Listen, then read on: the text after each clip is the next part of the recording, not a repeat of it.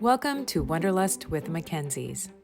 In this episode, we cover the charming capital of Bern, Switzerland. We'll give you some quick tips to make the most of your visit and take you along as we explore this medieval city. Okay, our pro tips for visiting Bern. Well, first, we have entered the German-speaking portion of Switzerland. So, sprechen Sie English ein bisschen will help, as opposed to parlez-vous français or parlez-vous anglais. So, it's time to move over, and that little bit of politeness will get you into English, and then you'll be fine. Another great perk is if you stay at a hotel in the city of Bern, that you get free access to their transportation. So that means their trams and their buses. So there's a BernWelcome app that you can download, and then your hotel will give you a code that you can activate before you arrive or even upon arrival, that the hotel can give you the necessary information. So it's just a nice perk to stay in the city, although it's very walkable most of the time that we've just been exploring by foot, but definitely nice to catch a tram back when you're on the other end of the city. Now, you may be getting fee fatigue. Switzerland is a little famous for that. You know, Norway and Sweden is as well. But imagine being in Switzerland, things get a little bit pricey. And so if you want to take time away from the restaurants, there are markets all over, and they have prepared food, like prepared sandwiches and things like that. So you can get cold drinks and eat in the park. It's wonderful and really quite inexpensive, maybe 10 Swiss francs for two of you for lunch. Another thing to make note of is Bern is a very old city dating back to the 1100s.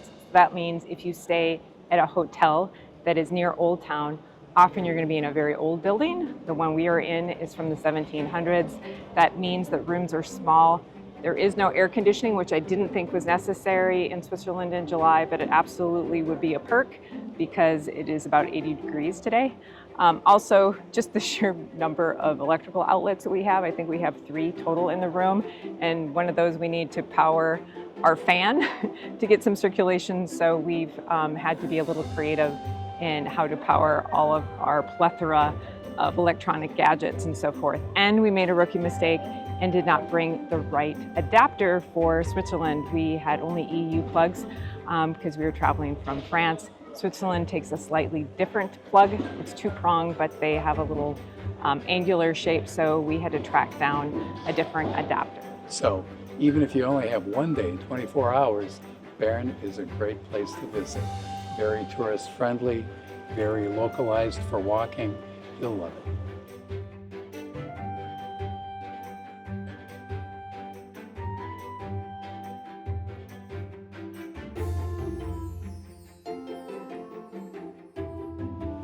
And we are in Old Town Bern, Switzerland, and exploring this very charming town. This is the Kramgasse, the oldest street in Bern, sort of where it all began hundreds and hundreds of years ago. Now it's a ton of shops under an arcade. All the way down, you get to walk for, a mile or something like that, and you're always covered.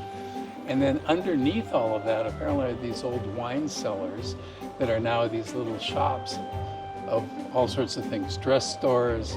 There's a pot shop.